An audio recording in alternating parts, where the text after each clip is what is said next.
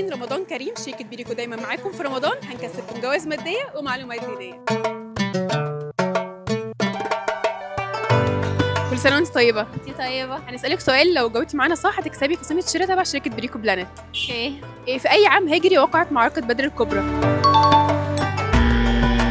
كل سنة وانت طيبة. طيبة. هسألك سؤال، لو جاوبتي صح هتكسبي معانا قسيمة شراء من شركة بيريكو بلانت.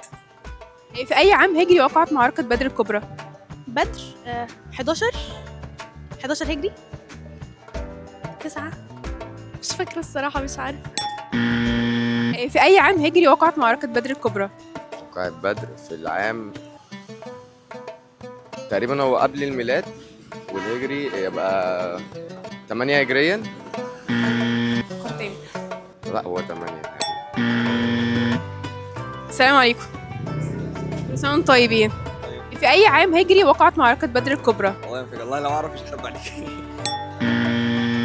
السلام عليكم. في أي عام هجري وقعت معركة بدر الكبرى؟ معركة ايه؟ في أي عام هجري وقعت معركة بدر الكبرى؟ بدر في العام الثاني للهجرة. مظبوط، إجابة صحيحة. ألف مبروك، كسبت معانا قسيمة شراء من شركة بيريكو بلانت ب 500 جنيه.